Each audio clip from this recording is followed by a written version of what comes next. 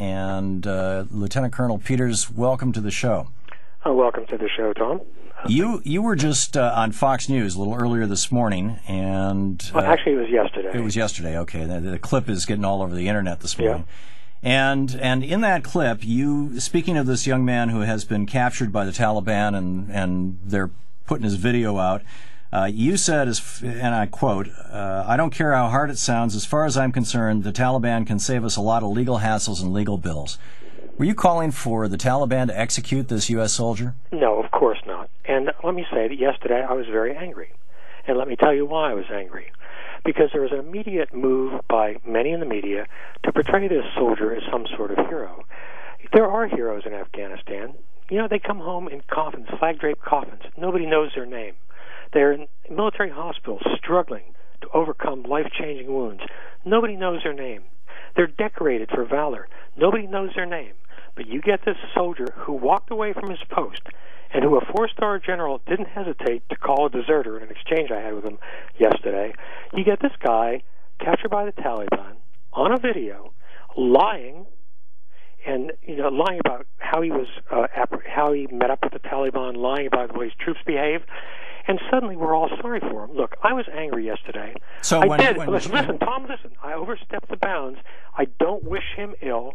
I sympathize with his family, but he is not a hero. Yeah, okay, I get your retraction and apology, I guess, would be... No, it's not an apology. It's a retraction of, we all say things when we're too heated, that we don't choose diplomatic But let me take this to the second. Sure. When John McCain said, as a prisoner of war, that the United States was engaged in war crimes, that the President of the United States was a criminal, that he and others who were flying with him were bombing civilian targets intentionally, when he committed treason, by your definition here, he said many of the same, actually far worse than the things this young man said.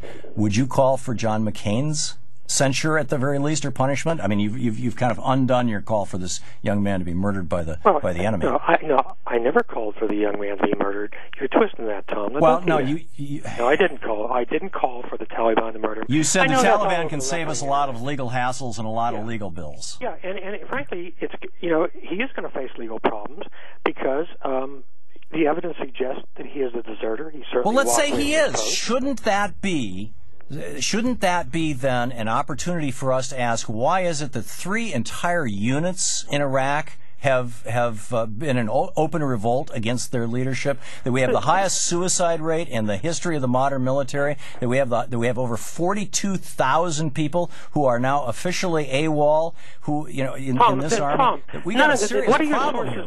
Tell me your sources on this, because not one of those claims is true. I refer you to Darj Mail's new book, The Will to Resist: Soldiers Who Refuse to Fight in Afghanistan and Iraq. Have you ever spent time with our soldiers? The guy is Tom, one of the... Have you ever spent time with our soldiers? Do you know any soldiers? This is not about me, sir. This is about... You're making... Well, no, Tom, you can't make claims about... I am quoting Darj Mail, who is a reporter who's written 3 books on this thing and is an award-winning journalist. Award-winning by who? No, Tom, when you make claims like that... Are you telling me that we don't have 40,000 people who've gone AWOL since 2001? AWOL can be somebody who just takes off for the weekend. Are you telling me that we don't have the highest suicide rate in the military since the Vietnam War?